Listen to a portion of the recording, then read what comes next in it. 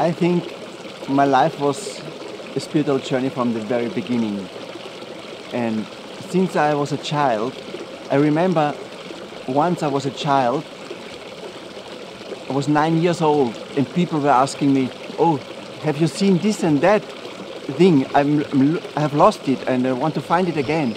And I had no idea where it was, but I looked somehow in the future between my hands, and immediately I saw where the thing is.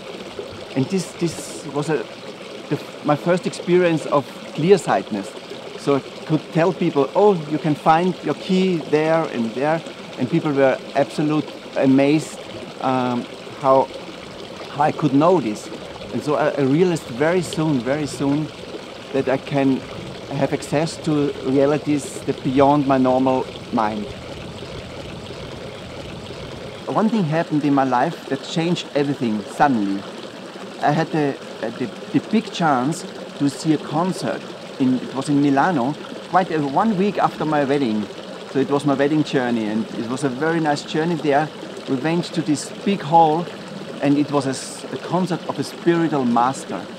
And it was quite amazing because I was loving music at that time, and it was a great experience.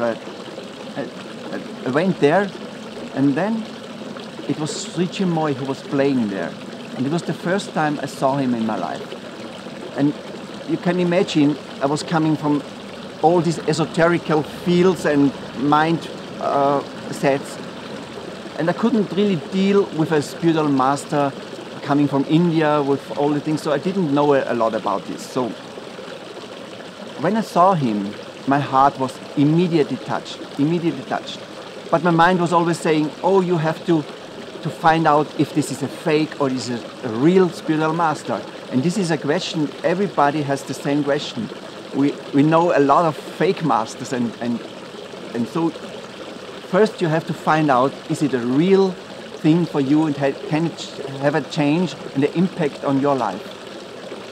So I went there, I had very nice experience during the concert. It was absolute great music, and I could feel the music was just coming inside of me, and it was really a healing experience.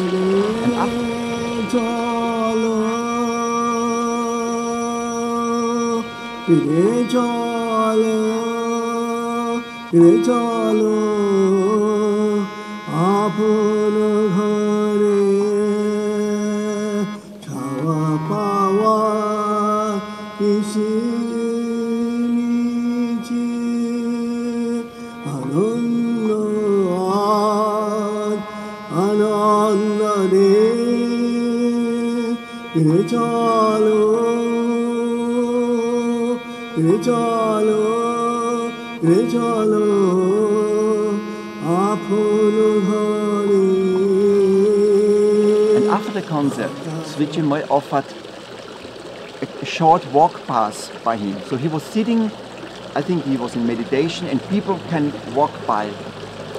And I was standing in the line, was really curious what's happening there, and I could see people going in with really strict faces, really concentrated. And then when they're coming out of the meditation, they were smiling. They had this very bright smile, and you could see they had some experience, some releasing experiences. So I was even more curious about this and said, "Okay, if there is something wrong, I will find out." When it was my turn to go into the tent to meditate with the master, I went inside, and when I was standing just before the master, I could feel tons of really heavy stone weight was falling off my body, and I was standing there, I was just trying to keep standing, and I could feel the power of meditation. And what I saw was pure light and consciousness. And this consciousness, I immediately knew this is something I want to claim, something I want to have. This kind of consciousness is the most beautiful consciousness I ever have seen. During the past decade, during the past 10 years, while I was experiencing and practicing meditation in yoga and spiritual disciplines in a spiritual life, music became more and more important for me. Music was the key, the success key for spirituality. For me, it gave me a guarantee to get back to the source. And real spiritual music is very, very important and helps a lot in meditation. Because real spiritual music is coming from a consciousness and from a realm, from very, very high realms. And if you want to say it in these words, it's coming from a higher dimension.